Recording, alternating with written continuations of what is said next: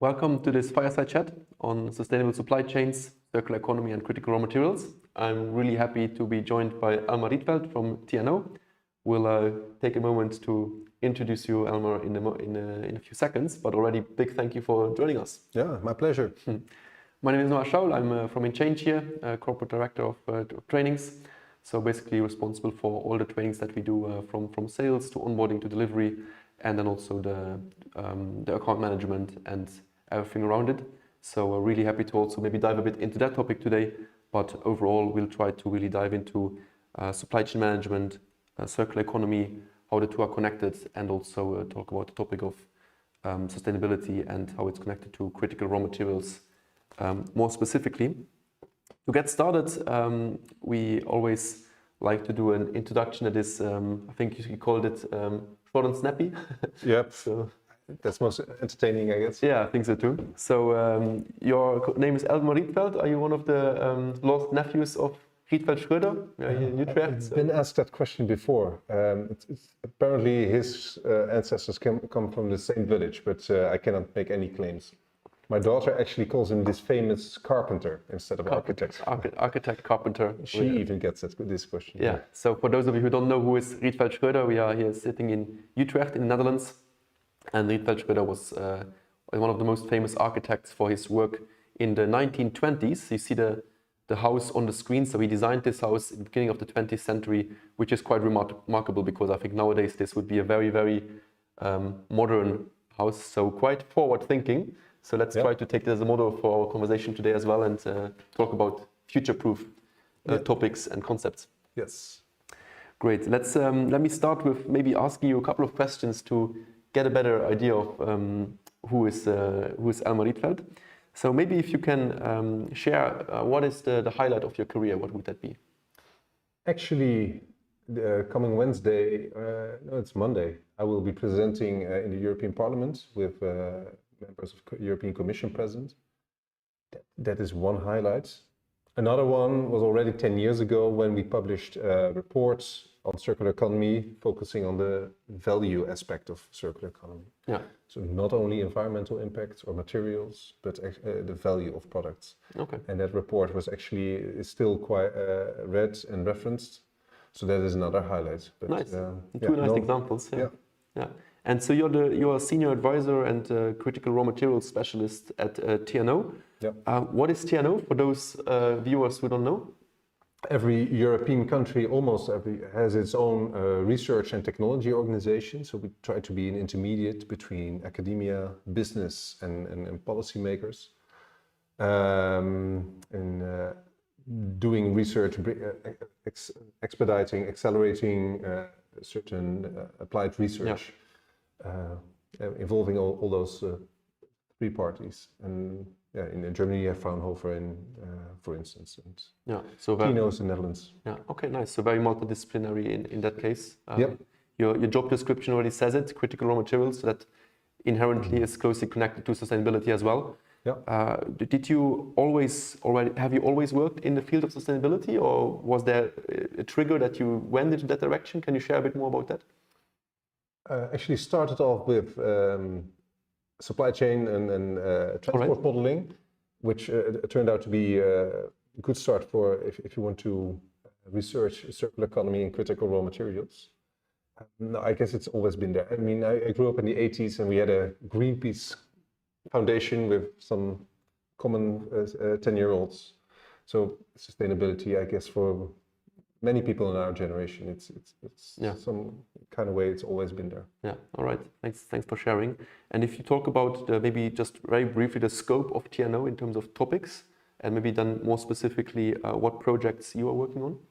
Yes, at our unit we are working on energy transition related scale-up projects, critical raw material supply chains, and the public aspect to that, strategic autonomy. In terms of circular economy, the policies, the policy drivers or lack thereof, and the actual businesses that already deploy or looking to deploy circular strategies. So talking to business stakeholders as much as possible within projects, within certain scope, can be machinery, can be textiles. Those are examples of the type of work that we do. All right. Yeah, good.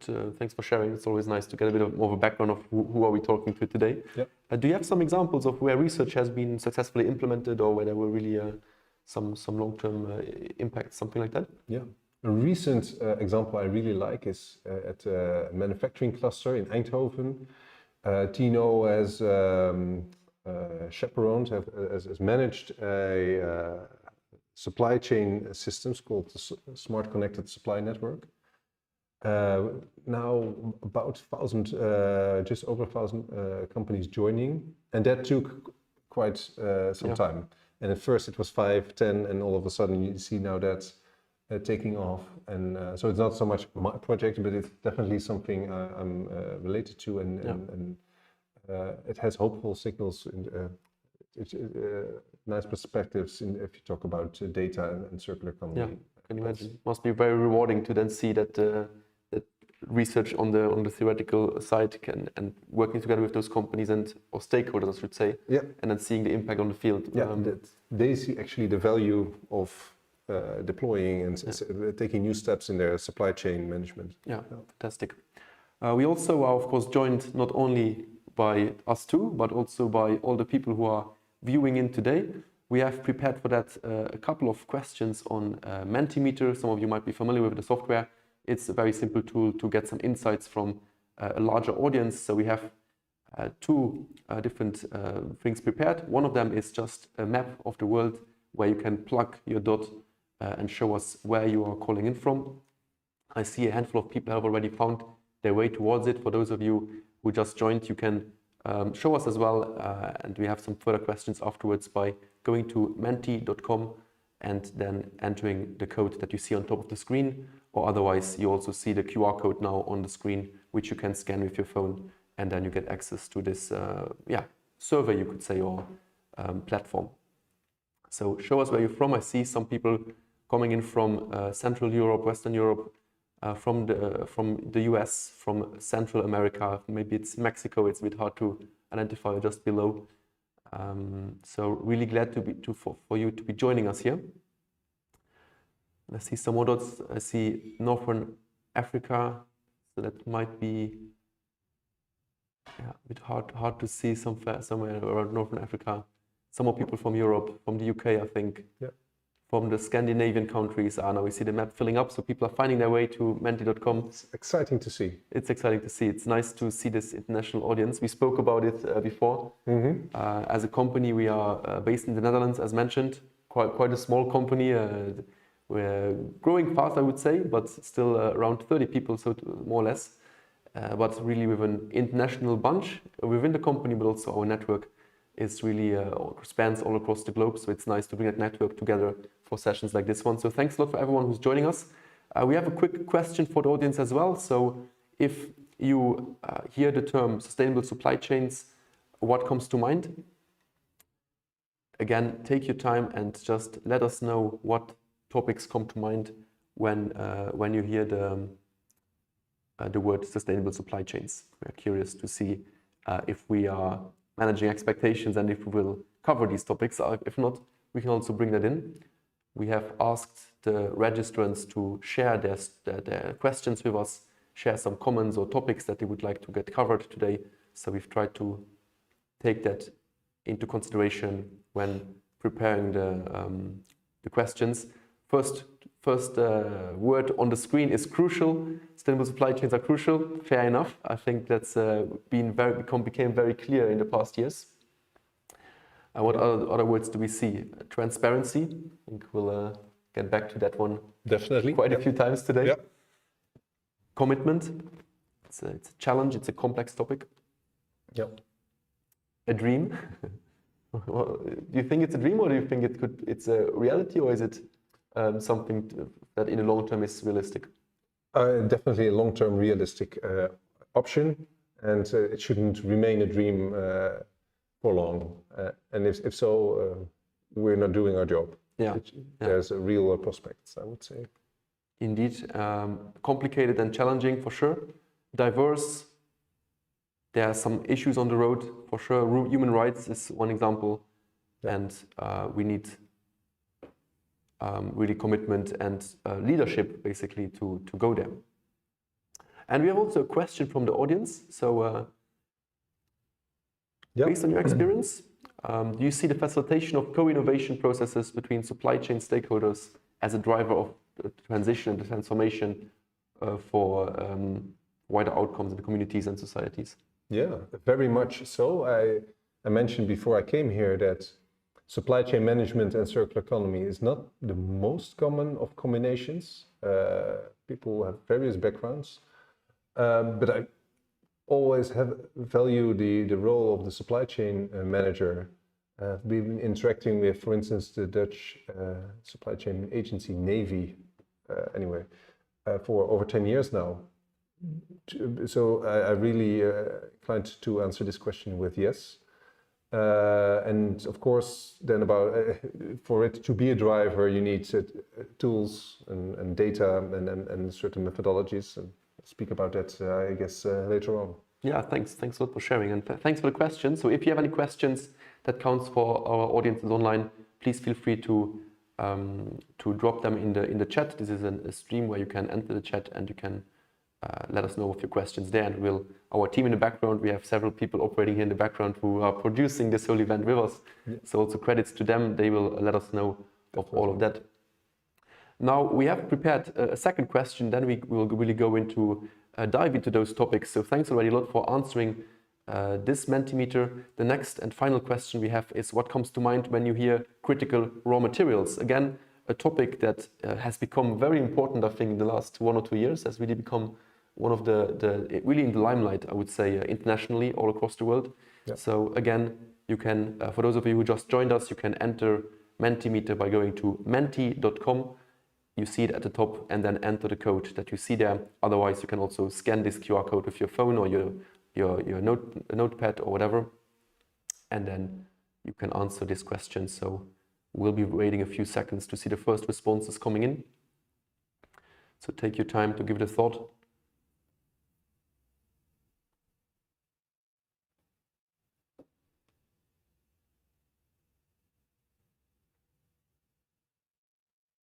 And here we go. So we see the first responses: lithium, we see phosphorus, we see dangerous, we see China. So many of the supplies or of the supply chains are oftentimes linked to China, or actually, for that matter, countries on very different places of the world. So long supply chains, also a topic that we can maybe pick up. The shift from fossil-based to bio. Can't live with, can't live without. Interesting. Yeah, it's a nice one. Water, certainly. It's maybe one critical raw material that we don't always think of. So a nice addition. Yeah.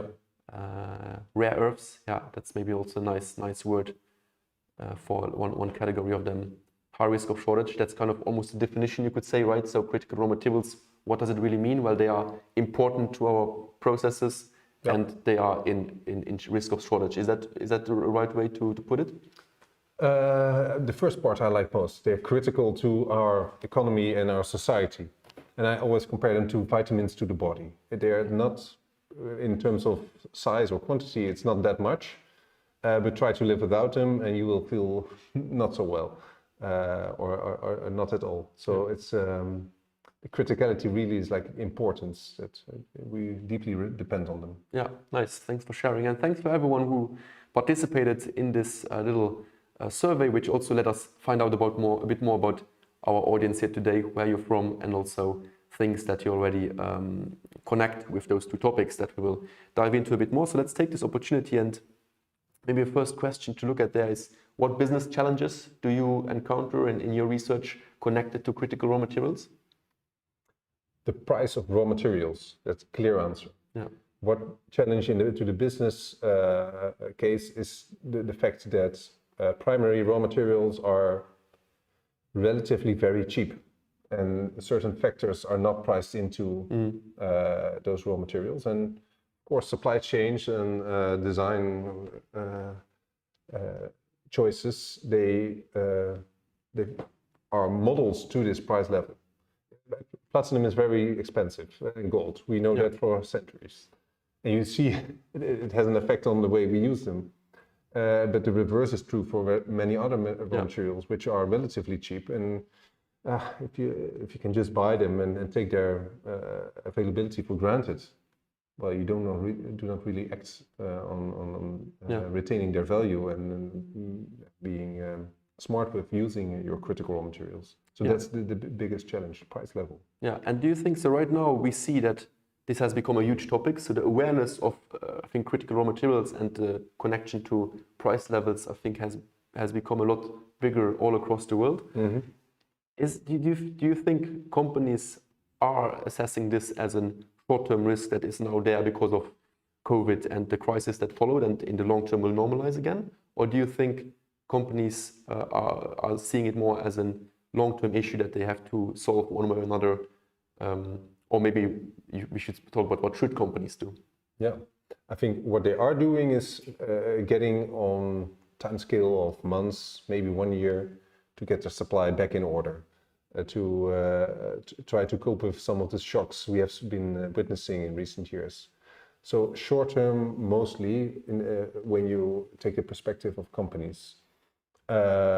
Society, on the other hand, definitely starts to realize the implications of these global value chains being connected to certain regimes that do not necessarily share our philosophies and values, and what that might mean in the long term. But long term, I would say, is more a public concern right now. And if we talk about should companies think about it more about long term, because maybe it's something that is there to stay? Yeah, and I always like the perspective of a family company, because they almost intuitively take a long-term perspective. They think about... Why so? Can you share? Family companies usually have this intergenerational aspect to them. Yeah. So they think about 10, 20 years. Should they do it? Well, you can say that it can be a recipe for success to take this long-term view, to think about your business model long-term. But yeah, should, I hate the word should in some ways, because we should do it.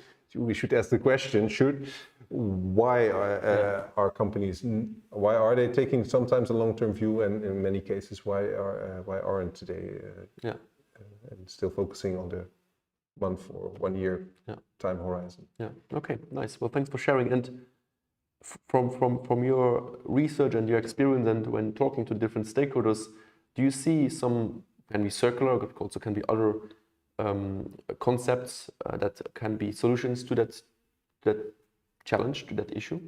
Yes, very much so. And first of all, in terms of lifetime extension and retaining the value, and I will come using retaining value more often, so please bear with me. But think about your electricity system or your transport system, railroads, planes, your vehicles, automotive. When you have global value chains that are under stress for any reason, we can think of the reasons in recent years. If you have your stuff in society, basically, your vehicles, your machines, being dependent on a supply chain that is now less reliable, what can you do? Make sure it stays in operation. Yeah. And that's your first set of circular strategies right there. Predictive maintenance, knowing your components, knowing their performance, keeping an eye on your performance, and of course doing so with applying smart solutions in terms of monitoring and registering and data management. So it's intuitively people think of recycling. Oh, we should just recycle our critical raw materials. But please keep in mind that most of those goods that come into society, they stay there for quite some time. Buildings, transport equipment, whatever. And if they stay here for some time, recycling will not help us in the short term. So in the short term, it's really about preserving the value, retaining the value of the products that we have in use. And that's for companies and even for final consumers. So there's an opportunity. And on long term, of course, recycling. And then you have to talk about making design decisions Which materials do you design in your product, and can they be disassembled quite easily? But that's more a 20, 30-year time horizon when you really start seeing the impact of those circular strategies. Yeah, so again, quite often circularity is a long-term trajectory that you decide to take, whether it's on a small scale or big scale. Right? Yes, but on the short term, I would say value retention can, in terms of remanufacturing, better maintenance, can be attractive. And also companies, of course, offering services to do so. That can be a business case tomorrow in some cases. So there are short-term solutions and concepts that can be implemented also on the short term.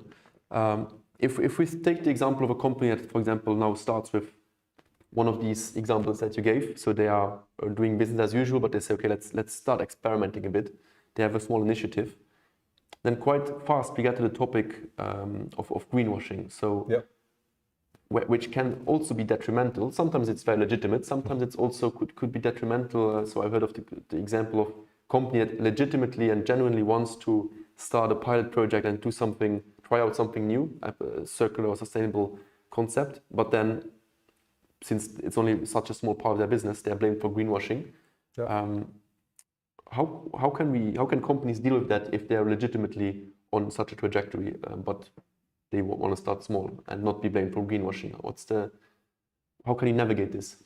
Yeah, this is really an interesting field. At least I think so, because greenwashing can be countered with credible, reliable data. And the best example you can think of is, for instance, blockchain and maybe even cryptocurrencies. Very unlikely, many people in the world trust cryptocurrency systems, and that is reliable information. Well, I don't want to talk about crypto too much, but that shows that there are ICT concepts and technologies that can show you data that is true, that is always true, that cannot be tampered with. Yeah. And there you have the key to fighting greenwashing, because we have seen in the last decades, and I'm also susceptible to that you start to question certain claims quite easily of just another slogan. And again, how can that be countered with a data system, a data architecture that can be relied upon in many cases, and blockchain just offers very nice examples, has already offered nice examples in the last 5 to 10 years. Yeah, I think another very interesting element here, so on the one hand, I think data is very much a key there. In one of our previous conversations in Fireside chats, as you see, we have even not in a working, but in a formally working Fireside next to us. So in one of the chats we had in November, and also in our conversations we had with other corporate business leaders, we also got some nice insights into that. It's very important to, if you have legitimate projects and interests to go into sustainable development as a business, then also be very transparent and honest in your communication with the outside world in terms of, yes, we are doing this, but also we still have a very long journey ahead of us. We have many challenges. We are struggling with this, and sometimes even you could take this as a way of improving those things that way, and or helping to get insights, or helping to even involve your consumers, your customers, your end customer, to maybe even join you on that challenge and join you on that journey, increasing customer loyalty and maybe even intimacy. So because I think there's very few companies out there who can really claim we are a full and through sustainable company. So I think data, and also on the other hand transparency, honest communication, and involving your customers can also be a very important key to get there. Yeah. So nice topics. It leads us. You mentioned that data or technologies like blockchain can help us to create an environment which cannot be tampered with. A similar topic there is metrics and labels and standards. If we talk about, let's say, the European standards and metrics frameworks that we have, what challenges are ahead of us? How standardized are we? What challenges does it cause if we are not standardized enough? Can you share your view on it? Yeah. My idea is that indicators and the frameworks are already quite well developed. We know about environmental impacts. We know how to express greenhouse gas emissions, or how to express social impacts or social sustainability in terms of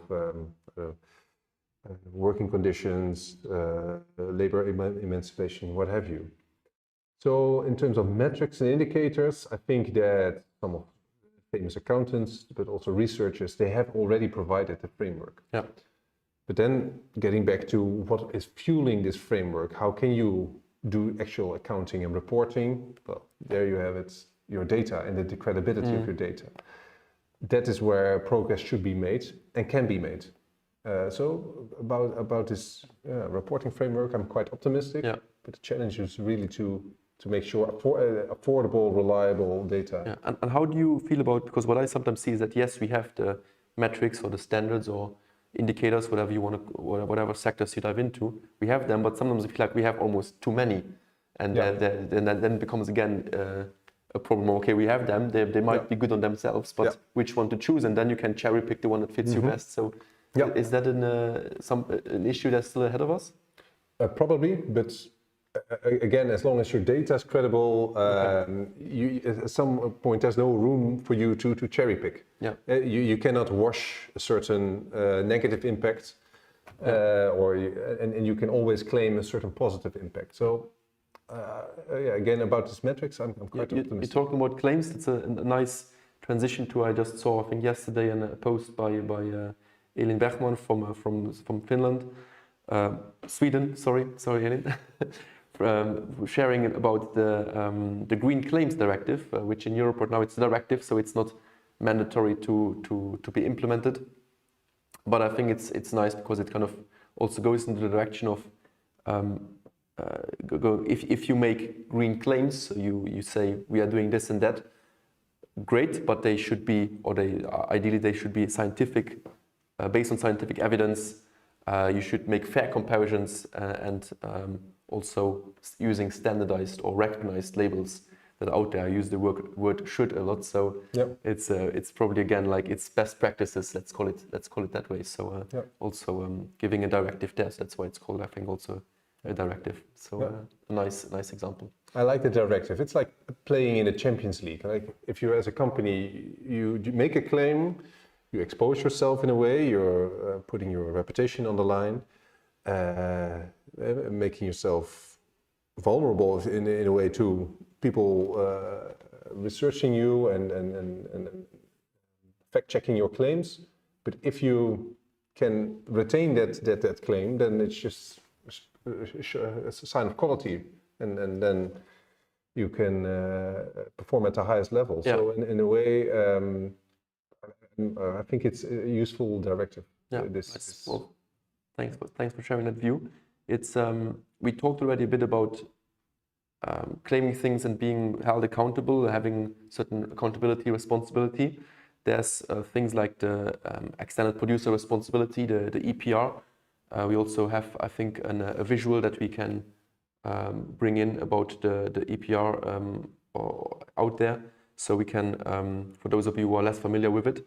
But if you look at the framework of the EPR, is there maybe too much a focus on waste and how you deal with basically after the product has been used, or is there also like the enough focus on redesigning products, designing systems, and organizing your supply chain? What do you think? Yeah, I'm curious that you and others, if I make sense, if I say your design decisions.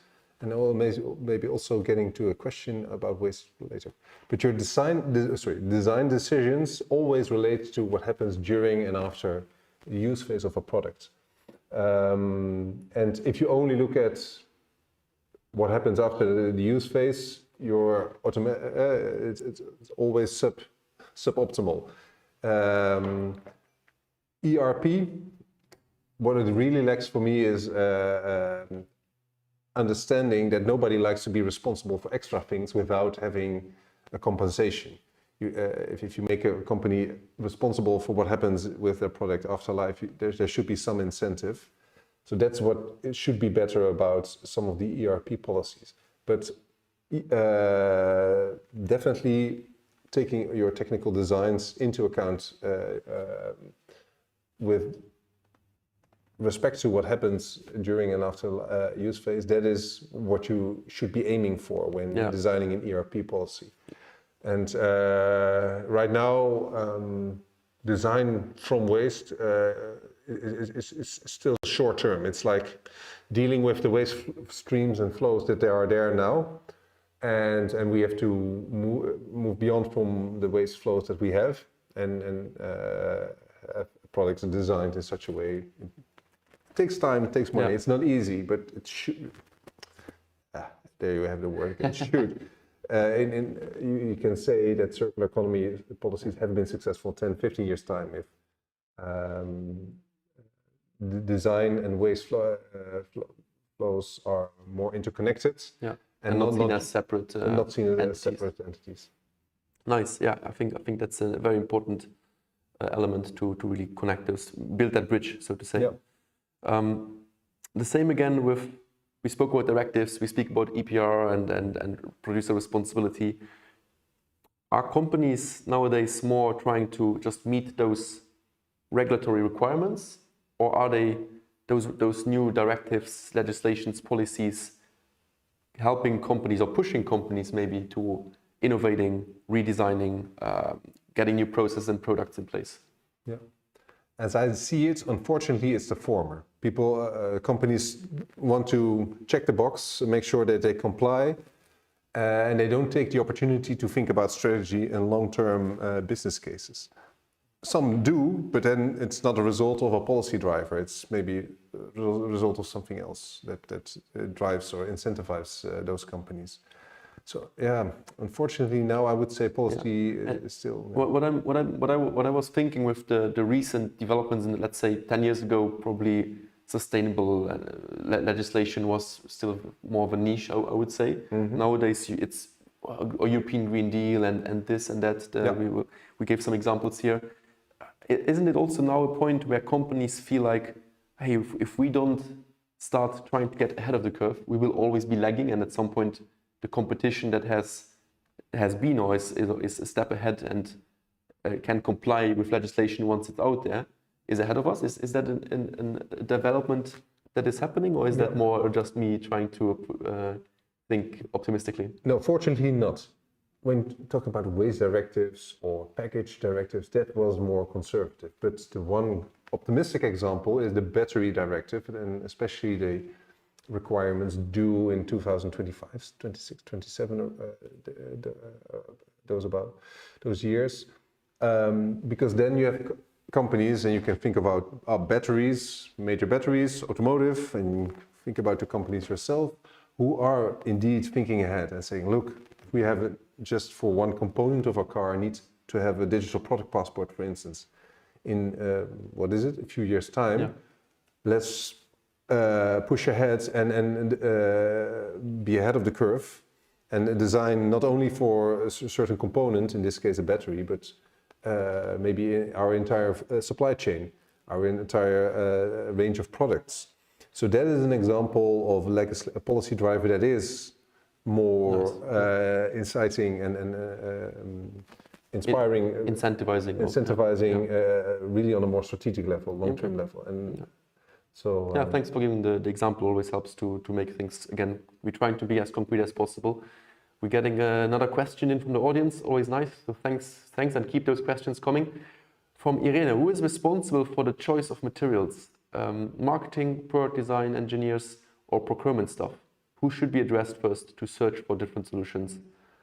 Maybe it should also be research or universities. What do you think?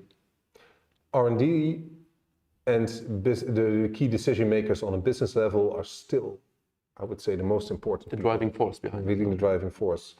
And your set of technical requirements and of course your commercial requirements and what a product should do and what it should provide for the final customer. These people have the most decision-making power. Most direct, they're day in, day out in the laboratories, trying new things, really hands-on. And that's how it is, and I expect it's how it will remain to so. And researchers like me, or like TNO have a different task, different time horizon. They and policymakers as well, academia as well. So I would most interest in R&D departments and some of the key decision makers. Yeah, and I feel like also that sometimes, at least I see every now and then these small research teams or labs that somehow suddenly develop a new material that can like artificially or lab grown, doesn't have to be meat, can be lab grown anything, that suddenly can be scaled up and then provide a substitute to a raw material that is expensive or becoming more expensive or actually becoming more and more critical. Yeah. And I think those initiatives can probably also more like greenfielding here and there, but once they're picked up and noticed by a big company and their procurement team gets wind of it, I think that can really scale up those things then. So yeah. So I think the greenfielding is, in my view, then also a very important piece of the research. Yeah, that's I would agree, and maybe mention the potential role of supply chain managers and procurement managers, who can either from a defensive point of view, a threat, but also sometimes from an opportunity, a new supplier, a new resource becoming online, that they can influence these design decisions. Yeah.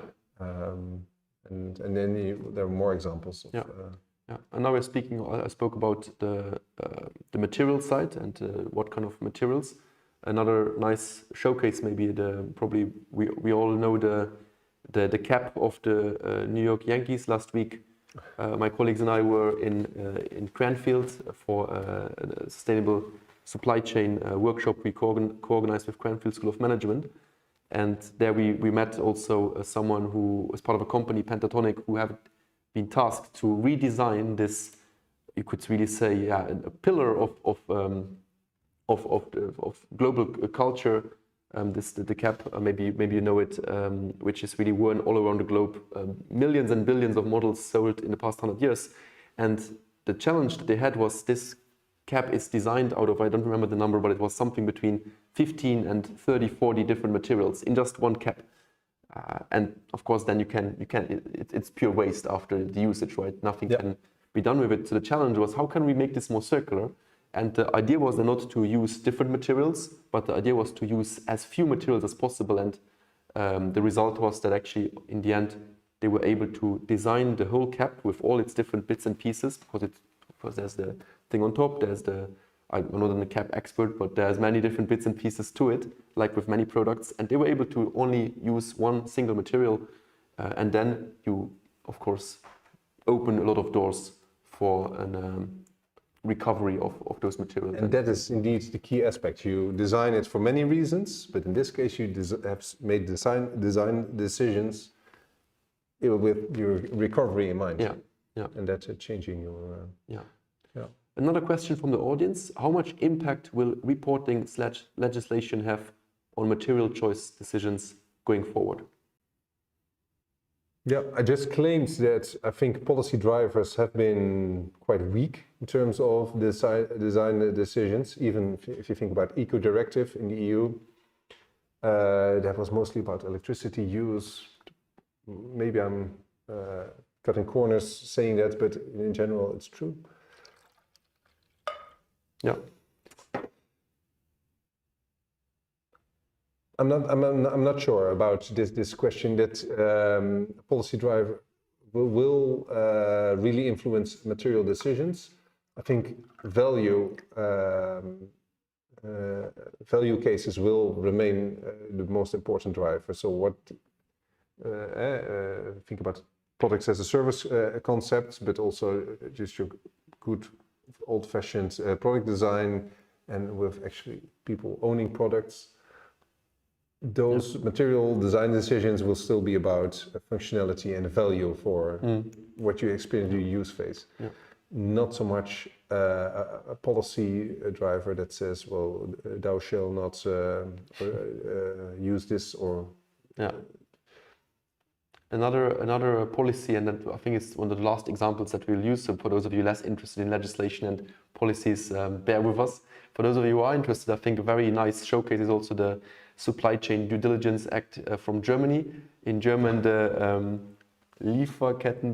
Sorgfaltspflichtengesetz. Yeah. Let's try to say that 3 times in a row, and we'll still sit here tomorrow. Yeah.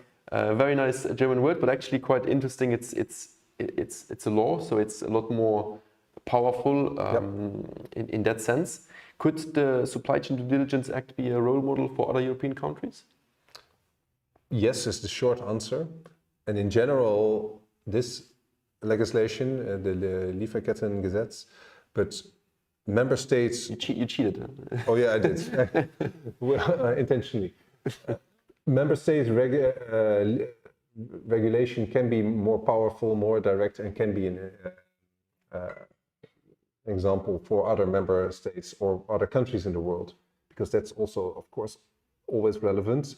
EU markets, quite a sizable market. If you want to be on that market from outside EU, the market is such that you might be interested to adhere to the new regulations on a member state level or EU as a whole, and that makes the EU potentially in some sort of driver's seat for policy drivers. And there are examples of this.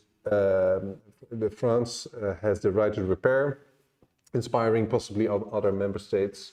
Certain member states, Netherlands, extending the guarantee, the warranty periods.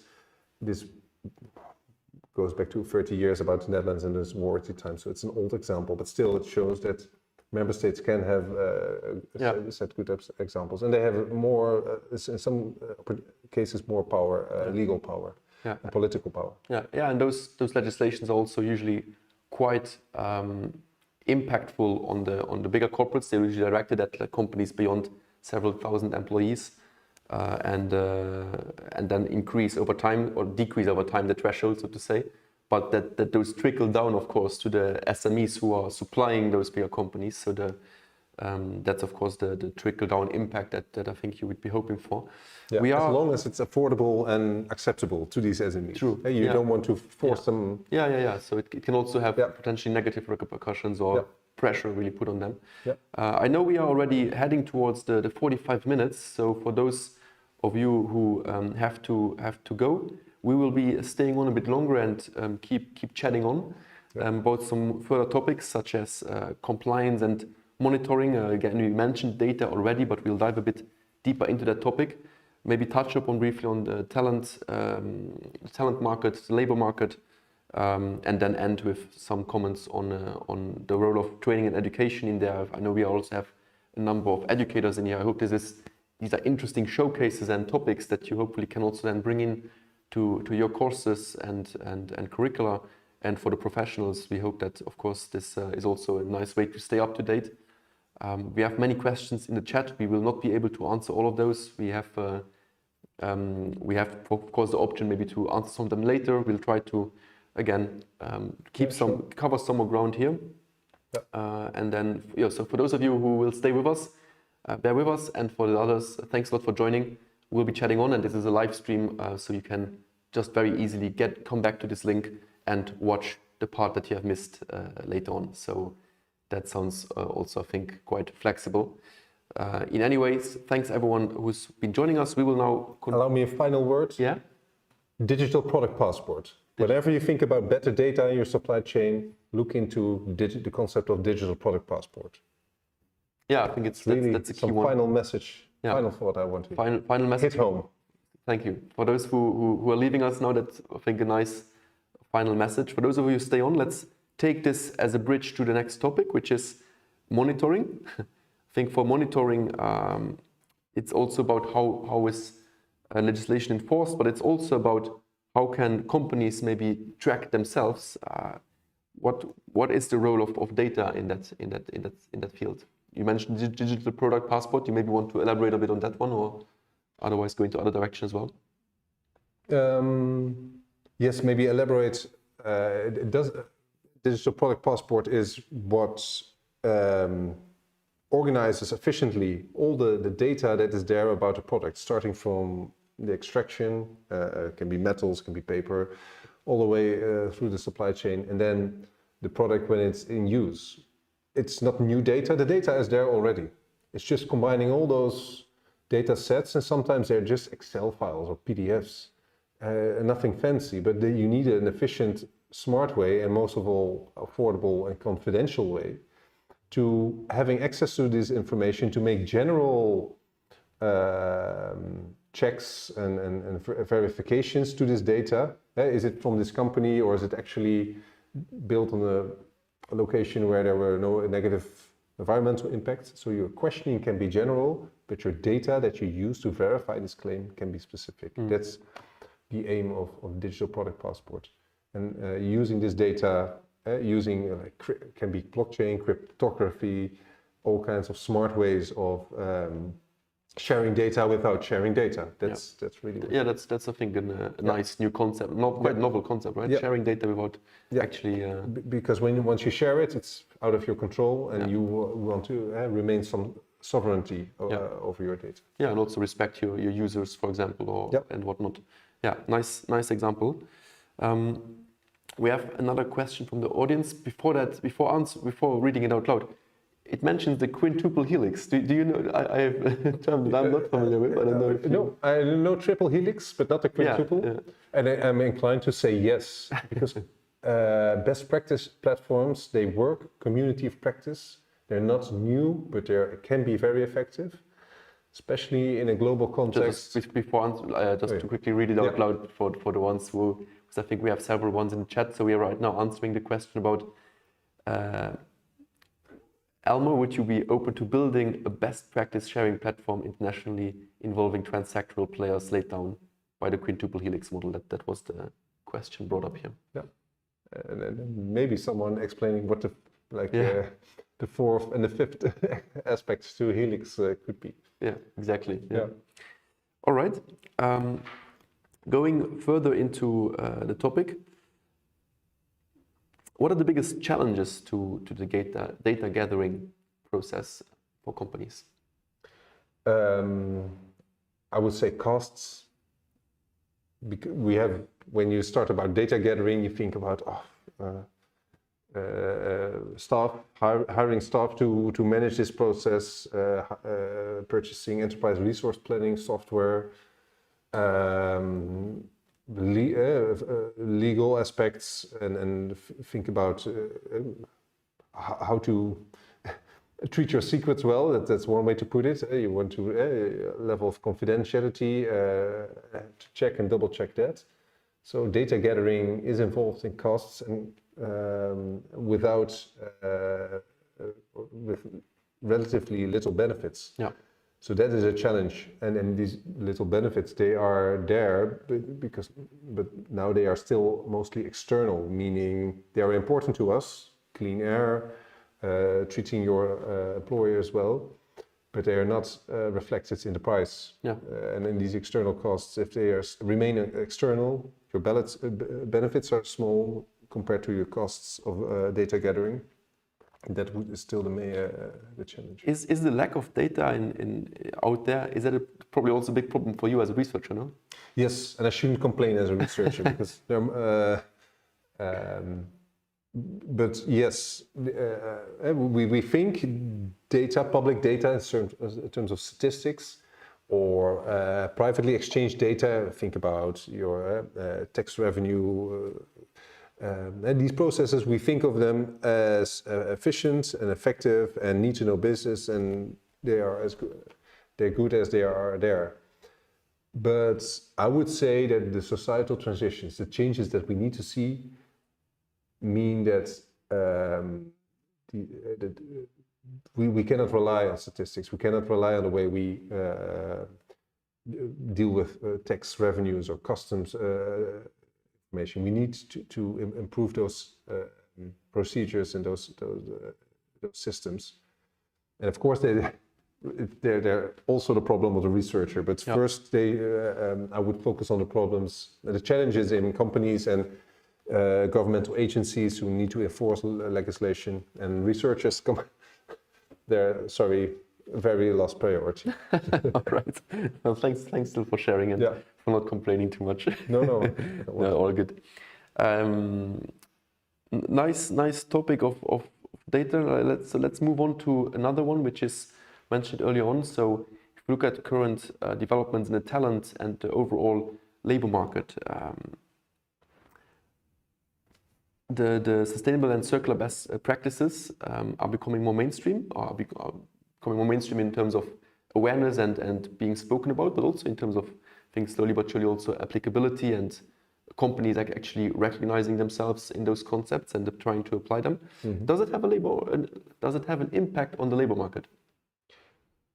You can definitely see the demands on the labor market for people who also now understand circular strategies, who now also understand environmental impacts or are aware with the latest guidelines on due diligence and responsible sourcing. So that has an effect. And of course, the labor market is tight. So yeah, in that sense, it has an effect. More importantly, I would say, we still have regions in Europe and the world where you have challenges of people really having career perspectives that are nice and viable on the long term.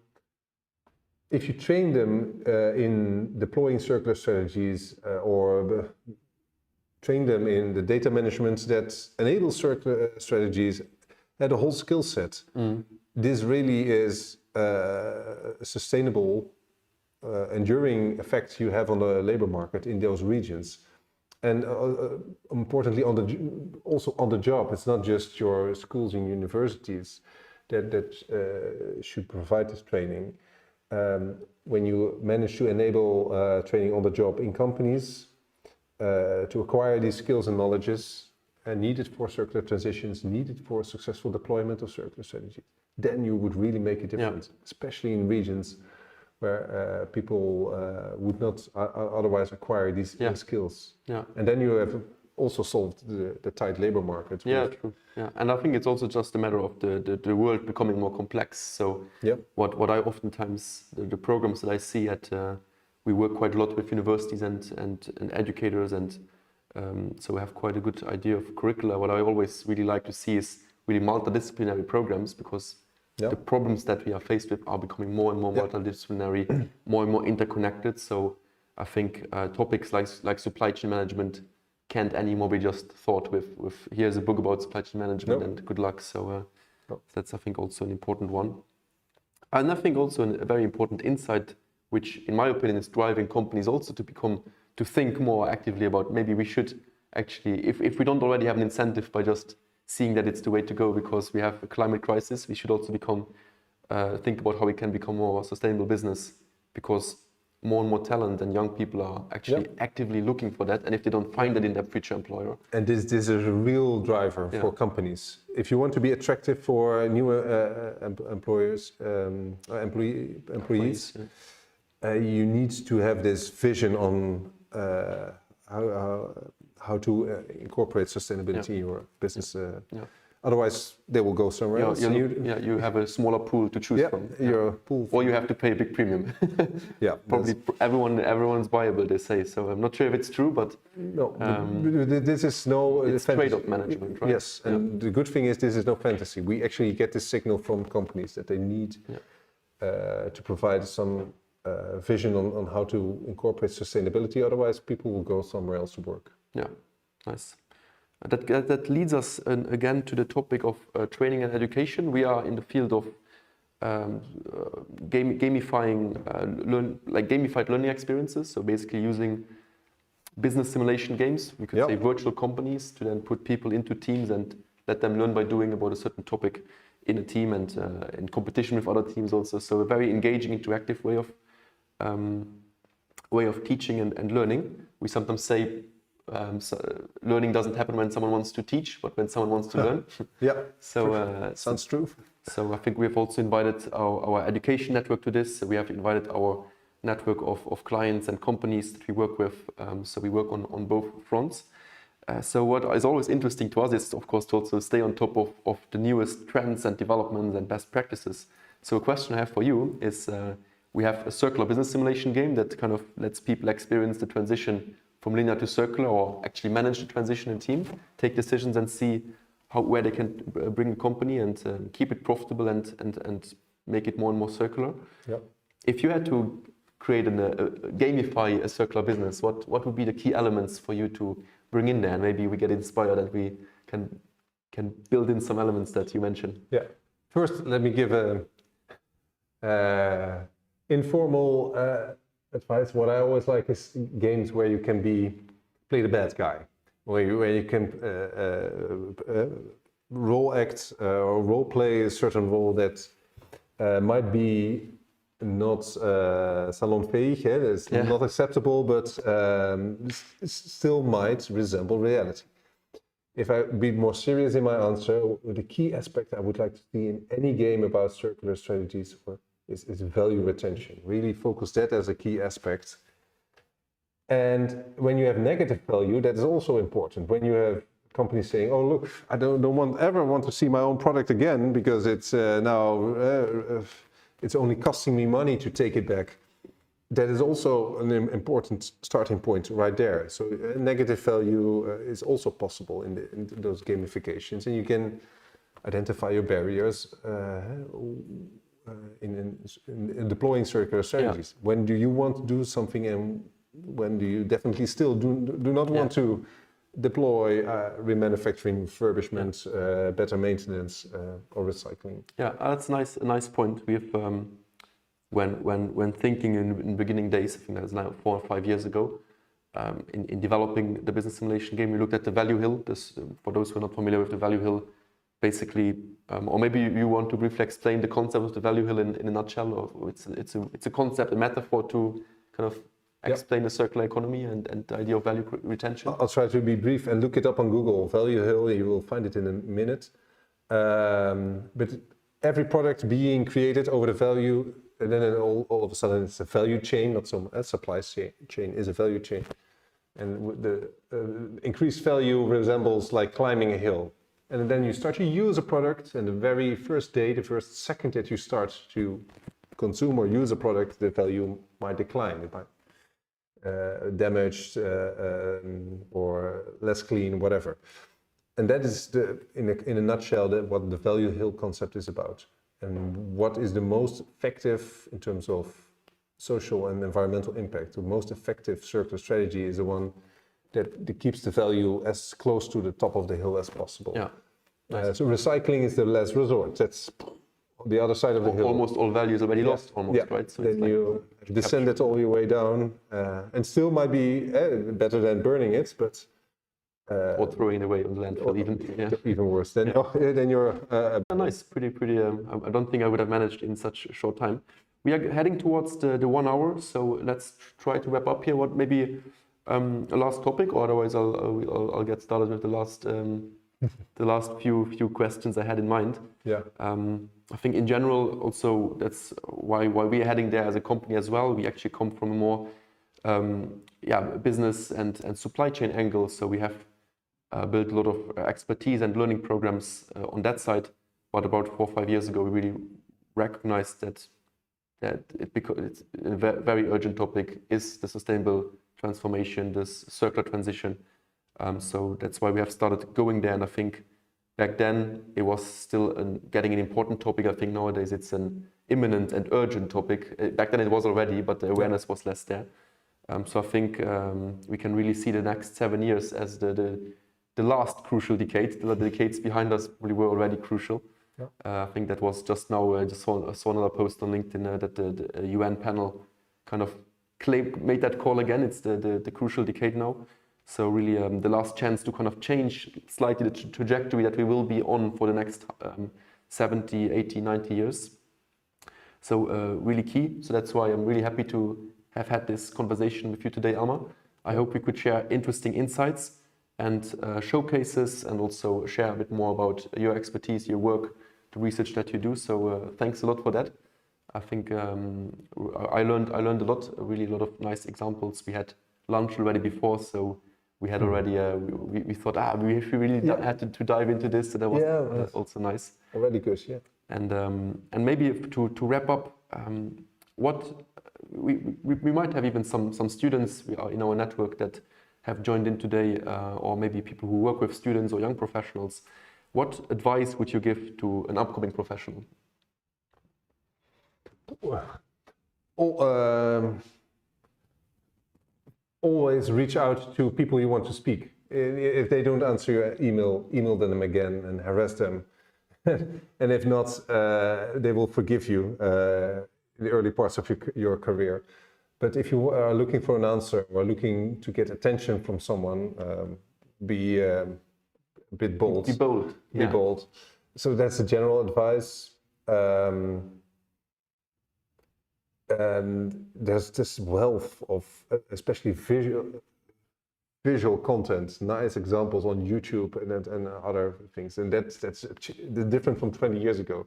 Then training and education materials were boring, and now, so but people probably better know than I do where to find them. But I'm just still impressed with those materials. Yeah, that's true. And two very nice points. Yeah. Probably for those who are looking for careers, as we mentioned, one of the key drivers is what you are looking for, because you are the supply of new talent for companies out there. Yeah. So also, I guess, try to find purpose in what you do, and that I think counts for everyone from upcoming generations as well as you, I, and everyone else out there. And I think that just by doing so, I think we can already end up in the right place where we can have our small impact there. Yeah. So. Thanks a lot, Elmer. It was a pleasure. Thanks a lot, everyone out there. Thanks a lot, the whole production team around here, in the background and in the room. And we'll be back again soon with our next Fireside Chat. And otherwise, keep in touch, especially if you are also into training, education, learning experiences, and reshaping education. So more learning by doing rather than just telling people what to do and wishing them good luck.